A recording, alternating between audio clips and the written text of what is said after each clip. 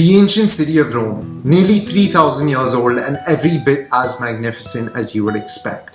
From its charming streets to its numerous monuments around each and every corner that transport you back in history, to its delectable cuisine that makes you never want to leave. Rome is a city that holds a special place in my heart. And so today I'm going to tell you how to spend 2 days exploring the entirety of Rome. Of course, you can spend longer here. But if you're like me and you want to explore, you want to see different places around Italy, around Europe and the rest of the world, I'm going to show you how to cover all the important things in Rome in just 48 hours. I'm going to show you how to properly experience this iconic city from its various sites to its amazing dishes. Welcome back to another video. If you're new here, my name is Shivan and I make videos about travel, lifestyle, medical school and university. So if any of that sounds like something you'd be interested in, go check out my channel. If you find it interesting and if you think my videos are something that you'd enjoy, then definitely consider smashing that subscribe button and joining me for more such videos. Without any further ado, let's get into how to explore the beautiful city of Rome in just 2 days. So I'm going to take this moment to shout out my own video, which was about the 5 days that I spent in Italy. It was absolutely amazing. We spent a few days in Rome and the Amalfi Coast and I got endless messages, DMs, comments asking about our itinerary, how we did things when we were in Rome, how we did things when we were in the Amalfi Coast, where we ate, all these different things. This is what has provoked me to make this video, to tell you how to spend the perfect holiday in Rome and how to really enjoy your time in various different parts of Italy. So before we get into talking about the actual itinerary and how you're going to spend your 2 days, I think I first want to start by covering some formalities. So firstly, as I always say, season matters when you travel. So when is the best time to go to Rome? Well, Rome is a city you can travel to any time of year, but I think objectively the best time to go is shoulder season, when there's pleasant weather, when the crowds are fewer, because Rome is never not crowded. Remember that. And if you go in June, July, August, be prepared for an absolute barrage of people. There are going to be so many people there. It's just going to overwhelm you. The shoulder months that I'm talking about are April, May, September, and maybe a bit of October as well. Now, where to stay? Now, if you look at the geography of Rome, it's split by the Tiber River. Now, the Tiber River splits Rome into an east side and a west side. So now the east side has the historic center of Rome. And this is where you want to stay if you're going for a short time, because it gives you easy access to the main destinations or different sites of Rome. Conversely, if you're there for a bit longer and you want to really immerse yourself into the culture of the city, then you can stay in a neighborhood like Trastevere, which is the food hub of Rome, or Prati, which is the neighborhood around the Vatican, or you can stay in Monte, which is a trendy neighborhood just outside the historic center of Rome. Now, there are 3 main things you're going to want to do while you're in this city. You're going to want to sightsee, of course, because monuments are served up on a platter to you over here. I mean, you're not even going to be looking for them. You're just going to turn your head and there's going to be a massive world-famous monument just waiting for you. Then you have restaurants. Italian cuisine, arguably the best cuisine in the world. Some of the best food that you can just imagine, like just unbelievable food. Be prepared to eat till your stomach explodes. And then the third thing I would recommend, something that's not as mainstream, is going to some nice gardens and some nice places where you can get a beautiful view of the city. So without any further ado, let's jump straight into it. You want to split your travel into 2 days, right? Because you're here for 2 days. So how are you going to split those 2 days? Let's surround it all by the geography of Rome, because you want to walk from place to place, explore the city, not be taking buses back, forth. You're going to get tired. So you want to start by exploring the east side of the river, I'd say. That is the famous, I guess both sides are famous, but that's the more famous side of Rome. It houses the historic center and major monuments like the Colosseum, Trevi Fountain, Pantheon, etc. So start your day by probably exploring the Trevi Fountain. You want to start as early as possible because you want to dodge the crowds. The Trevi Fountain is not ticketed and you're going to want some beautiful photos here. So going early when there are less crowds is extremely important. There are no tickets and it's not the biggest thing that you can imagine, although it's a lot bigger than I expected, the Trevi Fountain. It is a lot more magnificent, and it was maybe the most beautiful thing that I saw in Rome. The white marble and the blue water, the contrast formed between them, it's like breathtaking. I just wanted to stand there and stare at it all day. Throw your coins in, make your wishes, and then head to the Pantheon, which is right next door. The Pantheon is amazing. It's 2,000 years old, nearly 2,000 years old, and it doesn't seem like it at all. It's fully intact. It's an architectural marvel. It's the largest unsupported dome in the world. It's like gigantic, like very big. Everything in Rome was bigger than I expected it to be. In between this, make a coffee stop, grab a cornetto, which is the Italian word for croissant. And then maybe walk past Piazza Navona, because that's around there. It's a beautiful square.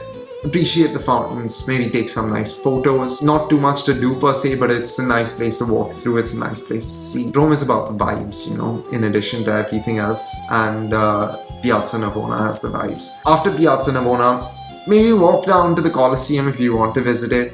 Might just be the most famous thing in Rome, so if you want to go there, maybe do. Spend your afternoon in the Colosseum and the Roman Forum and just immerse yourself into the history of Rome. Just imagine that you're standing in the Colosseum looking down on tigers and gladiators fighting, because yes, this is where they fought 2,000 years ago or thousands of years ago. They were right there, right in front of you where you're walking right now. So really appreciate where you are.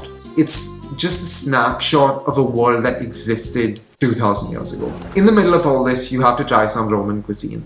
Roman cuisine means pasta, pizza, gelato, tiramisu, all the best stuff. If you're talking about pasta, the classic Roman pastas are carbonara and cacio e pepe. There's also a matriciana, which is like a tomato sauce or like a red carbonara. Try them out. Roman food is very good. And there are lots of nice restaurants. Some that I would recommend that I went to were Osteria da Fortunata, then Tonarello, and also one that we didn't try but heard was very good, which is Trattoria da Enzo. That's supposed to be very good as well. So make your stops for lunch. Then when we're talking about the east side, other things you can do is you can head to Altare della Patria. Now this is a monument that I feel like people don't talk about enough. It's a monument to Victor Emmanuel II, the first king of unified Italy, and it's magnificent. Although it's not as old as the other monuments that you'll see around, I think it's just over 100 years old. It's not as historic, but it's beautiful. It's free to go in and you get a free panoramic view of Rome.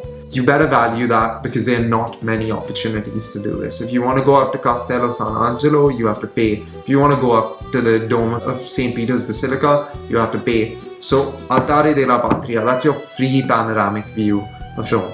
And if you go up, there's even a little bar over there where you can maybe grab an Aperol Spritz, a nice drink or lemonade or something like that. Just refresh yourself to go out exploring for the rest of the day. After that, you can head to the Spanish Steps. Something that people say is overrated, but I think it's beautiful, especially if you go at golden hour. You can just walk past it, and from there you can head to Villa Borghese, which is one of Rome's most beautiful gardens. You can even go on a boat over there. I personally didn't do that, so I can't tell you too much about it, but Villa Borghese is supposed to be one of the nice places to go in Rome. What I would recommend is, we were trying to go to Villa Borghese and then it was getting kind of late, so we didn't end up going, but on the way we got one of the most beautiful views of Rome. So on your way to Villa Borghese, see if you can find this point. I don't know how to share it with you, but it's on the way from the Spanish Steps to Villa Borghese. If you put it on Google Maps, you'll walk past it. It's this gorgeous view of Rome. Like, you can see the entire city, a panoramic view. And there was music, it was sunset, there were happy people. It was just like one of the best experiences of my life. Like, it was so cool just standing there and taking everything in. That wraps up day one. You want to get some dinner as well before you finish day one, actually. And we've talked a bit about pasta, but if you're talking about pizza, now Rome isn't particularly known for its pizza, but Roman style pizza is something you must try when you're here. So if you're trying Roman style pizza, there are many different restaurants around the city. We personally went to Pizzeria Remo a Testaccio. It was great. The ingredients were super fresh. The flavors are really simple and nice, and that's the thing about Italy. You have simple, fresh, delicious food. That was one pizzeria, but there are too many to choose from, so you don't have to go to the one we went to. You can just find one next to you. Maybe look it up on Google Maps, see something like that. Does it have good reviews? Are there Italians sitting there? That's an important thing to see as well. And go there. Okay, now let me take you through day 2. So day 2, more sights, and I'm going to take you through some dessert and some more cuisine as well. So day 2, you're going to want to move to the other side of the Tiber. So we've explored the east side of the Tiber, pretty much most of the stuff that we wanted to do or that we can do in 2 days. Now when we're moving to the west side of the Tiber, you're going to probably, after the Colosseum, one of the most known and famous destinations within the city of Rome, and that's the Vatican.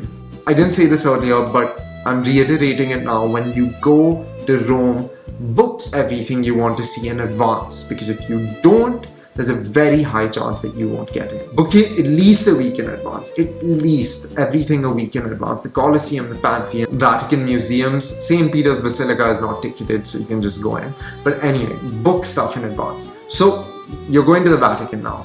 Firstly, you're going to St. Peter's Basilica. No tickets required here, but you will have to wait in a line. The line can look super intimidating, but it moves very quickly, so don't worry. Once you get into St. Peter's Basilica, admire it from the outside, go inside, admire it from the inside, because it is breathtaking. It's one of the most beautiful buildings I've walked into in my life.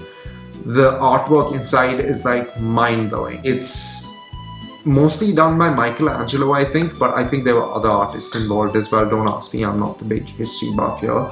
Michelangelo had something to do with the inside of the Vatican, inside of St. Peter's Basilica. So then you can climb up to the top of the dome in St. Peter's Basilica to get a panoramic view of the city, but it costs 12 euros. The climb is treacherous, and if you've already gone to some of the places that I've told you, you don't need to do it, but you can still do it if you want to do it. You know, if you're there, if you're keen, just go for it. Then make your way out of St. Peter's Basilica. The next stop is going to be the Vatican Museums. The Vatican Museums, sadly, I couldn't go there. Didn't book tickets in advance and paid the price, quite literally. So if you don't book tickets in advance, you could be waiting in a line for up to 3 hours, or you'd have to pay 45 euros to jump to the front of the line.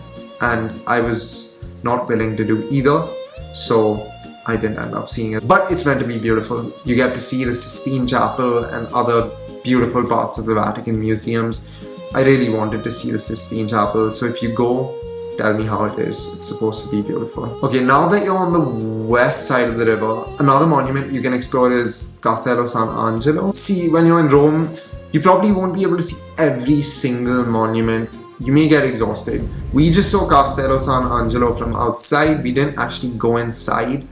Whether you want to go inside is up to you, but go check it out. It's in the vicinity. Other thing you can do is you can go up to Janiculum Hill. So Janiculum Hill offers you a great view of the city once again, and it's just in the area next to the Vatican, next to Trastevere, all these things. So after going up Janiculum Hill, you can head straight down and grab a wonderful dinner in Trastevere. There's so many restaurants to choose from. The ones I mentioned, Trattoria da Enzo and Tonarello, are both there. Those two are both ones that I would recommend. If you go to Tonarello, definitely get some of their rosemary focaccia with your pastas. It was delicious. And get their tiramisu. I really liked it.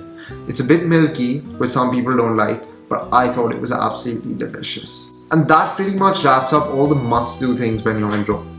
There are obviously other things you can do as well. You can visit Campo del Fiore, which is like a market which sells a lot of fresh food and other items. I didn't end up going there, but it's a place you can go as well. Then you can just take in the city a little bit. Just walk through, explore some of the piazzas, maybe go into some random churches, because everything over there is beautiful. Even the most unknown places will have magnificent architecture that you may not see anywhere else in the world. Just appreciate the streets that you're walking through. Just go into a random gelato place or a random cafe, and that reminds me, gelato when you're in Rome. Now that's a must do.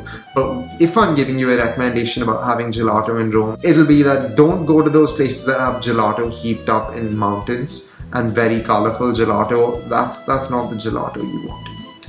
You want to eat the gelato that's in a tin ideally covered but at least in a deep tin, and has a pale color. That's how you know the ingredients are fresh, it's freshly made, it doesn't have preservatives, there are no artificial flavors.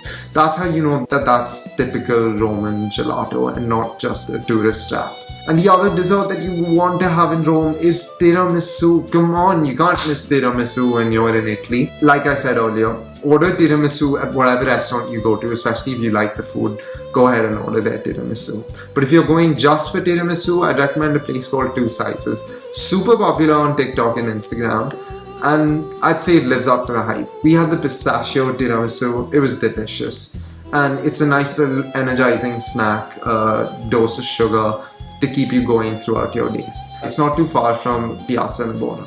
Well, that's my, a little more than 2 cents on Rome. Rome is a beautiful city. I absolutely loved my time there. I kind of wish I was there right now. Rome was amazing. But if you're planning a trip there, you're going to have a great time. Whether you follow my itinerary or your own, it'll be amazing. Try and do everything that you want to do, but try and just enjoy yourself in the process. Enjoy walking down random streets, taking in those random moments of maybe drinking from a water fountain on the way to somewhere. Just random moments in the city. It's just a beautiful place, and just walking through the streets will make you happy. Eating the food will make you happy. Everything will make you happy. I hope this video was helpful to you if you're planning a trip to Rome anytime soon. If it was helpful, if it was interesting, if it gave you some insight, then definitely drop a like down below on this video. If you have any questions about Rome, about how to plan a trip there, if it's within my, what's the word that Warren Buffett uses?